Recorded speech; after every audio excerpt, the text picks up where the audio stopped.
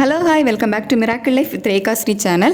இன்றைக்கி நம்ம இந்த வீடியோவில் எதை பற்றி பார்க்க போகிறோம் அப்படின்னா, குழந்தைக்கு தாய்ப்பால் கொடுத்துட்டு இருக்கும்போது சில காரணங்களால் தாய்ப்பால் குறையும். ஸோ எந்த மாதிரியான தவறுகள் நாம் பண்ணும்போது தாய்ப்பால் குறைவதற்கான வாய்ப்புகள் அதிகமாக இருக்குது அப்படிங்கிற சில முக்கியமான காரணங்களை தான் நம்ம இன்றைக்கி இந்த வீடியோவில் பார்க்க போகிறோம். ஸோ சில பேர் தெரிஞ்சு பண்ணலாம், தெரியாமல் கூட நமக்கே தெரியாமல் அந்த தவறுகள் நடப்பதற்கான வாய்ப்புகள் இருக்கும். ஸோ அதை பற்றி நம்ம கொஞ்சம் தெரிஞ்சு வச்சுக்கிட்டோம், விழிப்புணர்வாக இருந்தோம் அப்படின்னா குழந்தைக்கு நல்ல முறையில் நம்ம தாய்ப்பால் குறையாமல் கொடுக்க முடியும். ஸோ அந்த மாதிரி சில முக்கியமான விஷயங்களை இந்த வீடியோவில் பார்க்கலாம். ஃபஸ்ட் ஒன் என்ன அப்படின்னு பார்த்தீங்கன்னா, உங்களுக்கு டெலிவரி ஆனதுமே ஒரு ½ அன் ஹவர்லேருந்து 1 ஹவருக்குள்ளே அது தாய்ப்பால் வர ஆரம்பிச்சிடும். ஸோ முதல் பால் குழந்தைக்கு ரொம்ப முக்கியம் அப்படின்னு சொல்லிக்கிட்டு, நார்மல் டெலிவரி அப்படிங்கும்போது நீங்கள் ஒரு ½ அன் ஹவர்லேயே கொடுக்க சொல்லுவாங்க. ஒருவேளை சிசேரியன் அப்படின்னா ஒரு 1 ஹவர் ஆகலாம். ஸோ எதுவாக இருந்தாலும் சரி, தாய்ப்பால் கண்டிப்பாக குழந்தைக்கு கொடுத்தே ஆகணும். ஸோ தாய்ப்பால் வரல அப்படின்னு சொல்லிக்கிட்டு நீங்கள் பேபிக்கு ஃபீட் பண்ணாமல் இருக்கக்கூடாது.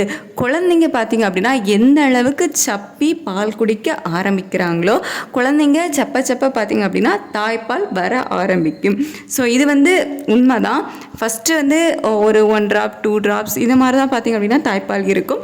அதுக்கப்புறமா குழந்தைங்க வாய் வச்சு சப்ப தாய்ப்பால் அதிகமாக சுரக்க ஆரம்பிக்கும். ஃபஸ்ட்டு ஒரு 3 days 4 days கம்மியாக இருக்கலாம். அதுக்கப்புறமா குழந்தைங்க சப்பை பால் குடிக்க தாய்ப்பால் வர ஆரம்பிக்கும். ஸோ அதுக்கப்புறம் ஃபஸ்ட்டு ஸ்டார்டிங் ஸ்டேஜில் குழந்தைங்க கம்மியாக தான் பால் எடுத்துப்பாங்க. ஸோ அந்த மாதிரி அவங்க குறைவான அளவு தாய்ப்பால் குடிக்கும்போது உங்களுக்கு தாய்ப்பால் கட்டும். இதை நீங்கள் கண்கூடாவே பார்க்கலாம். இது பார்த்திங்க அப்படின்னா ஒரு ஃபஸ்ட்டு 2 months 3 months இருக்கும். ஏன்னா அப்போ அந்த டைம்லலாம் குழந்தைங்க கொஞ்சமாக தான் தாய்ப்பால் எடுத்துப்பாங்க. ஸோ அந்த ரீசன்ஸ்னால நீங்கள் எந்த அளவுக்கு தாய்ப்பால் கொடுக்குறீங்களோ அந்த அளவுக்கு உங்களுக்கு தாய்ப்பால் அதிகரிப்பதற்கான வாய்ப்புகள் அதிகமாக இருக்குது. ஸோ இப்போ நம்ம தாய்ப்பால் குறைவதற்கான காரணமும் இதே தான்.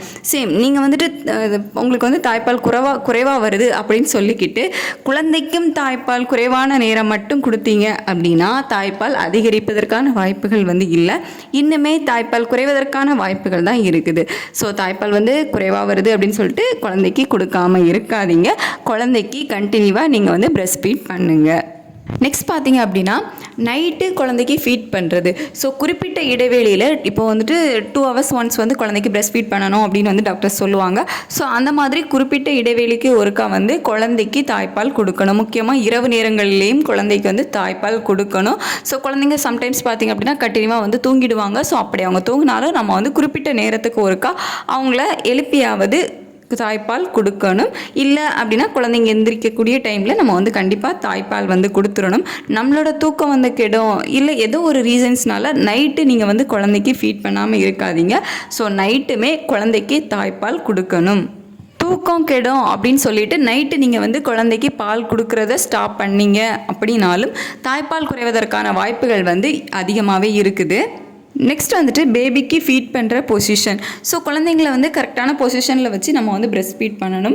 ஸோ சும்மா நீங்கள் ஏனோதானோ அப்படி வச்சு கொடுத்தீங்க அப்படின்னாலும் தாய்ப்பால் குறைவதற்கான வாய்ப்புகள் இருக்குது. குழந்தைக்கு எந்த மாதிரியான பொசிஷனில் வச்சு நம்ம குழந்தைக்கு ஃபீட் பண்ணணும் அப்படின்னு சொல்லிட்டு நீங்கள் ஹாஸ்பிட்டலில் இருக்கும்போதே டாக்டர்ஸ் தெளிவாக சொல்லிக் கொடுப்பாங்க, இல்லை பீடியாட்ரிஷியன் கூட சொல்லுவாங்க.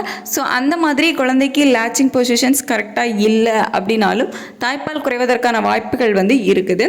நெக்ஸ்ட்டு பார்த்தீங்க அப்படின்னா ஸ்ட்ரெஸ்.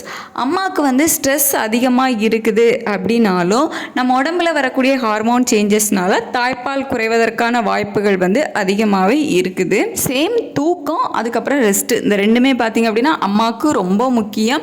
ஸோ எந்த அளவுக்கு நீங்கள் தூங்காமல் ரெஸ்ட் இல்லாமல் ஒரு மாதிரி ஸ்ட்ரெஸ்ஸாகவே இருக்கீங்களோ அந்த மாதிரியான ரீசன்ஸ்னாலையும் உங்களுக்கு ஹார்மோன் சேஞ்சஸ் வரும் உடம்புல.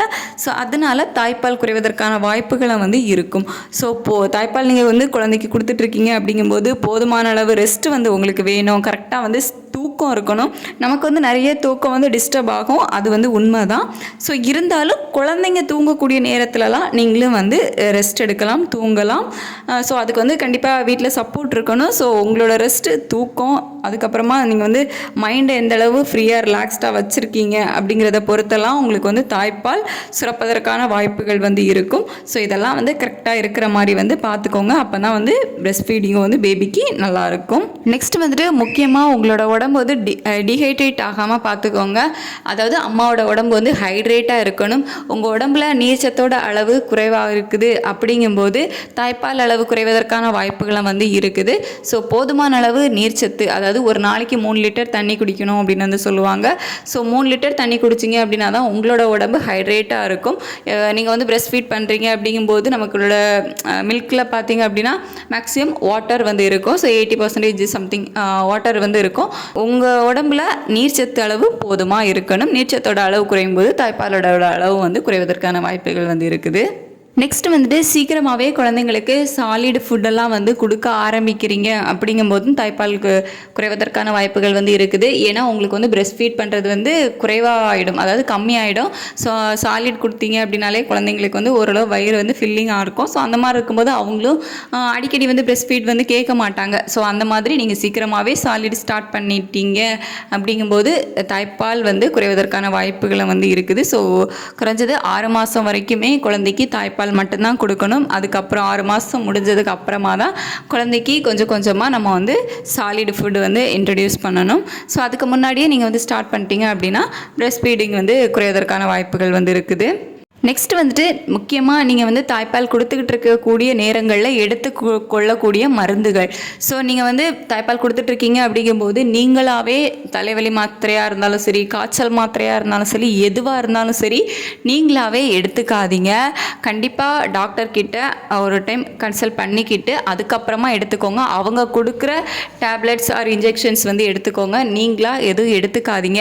ஏன்னா நீங்கள் எடுத்துக்கக்கூடிய மெடிசின்ஸை வந்து தாய்ப்பால் வந்து குறைவதற்கான வாய்ப்புகளை வந்து இருக்கும். நீங்கள் வந்து குழந்தைக்கு தாய்ப்பால் கொடுத்துட்டு இருக்கீங்க அப்படிங்கும் போதெல்லாம் மேக்ஸிமம் ஹாஸ்பிட்டல் போனீங்க அப்படின்னாலும் இன்ஜெக்ஷன்லாம் வந்து போட மாட்டாங்க, டேப்லெட்ஸ் தான் வந்து கொடுப்பாங்க.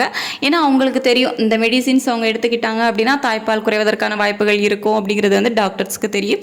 ஸோ நீங்களாவே ஓனாக எந்த ஒரு மெடிசின்ஸை வந்து எடுத்துக்காதீங்க. அப்படி எடுத்துக்கிற பட்சத்தில் தாய்ப்பால் குறைவதற்கான வாய்ப்புகள் வந்து இருக்கும்.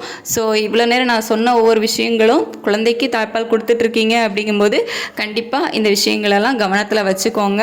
ஸோ இந்த மாதிரியான தவறுகள் நீங்கள் செய்யும்போது தாய்ப்பால் குறைவதற்கான வாய்ப்புகள் வந்து இருக்கும். இந்த வீடியோ உங்களுக்கு யூஸ்ஃபுல்லாக இருந்திருக்கும் அப்படின்னு நினைக்கிறேன். ஏதாவது டவுட் அப்படின்னா கமெண்ட்டில் கேளுங்க. பர்சனலாக கேட்கணும் அப்படின்னா மெயில் ஐடிக்கு மெயில் பண்ணுங்கள். நம்ம வீடியோஸ் தொடர்ந்து பார்க்குறதுக்கு நம்ம சேனலை சப்ஸ்கிரைப் பண்ணி கீழே இருக்க பெல் பட்டனை கிளிக் பண்ணி ஆல் கொடுத்து வச்சுக்கோங்க.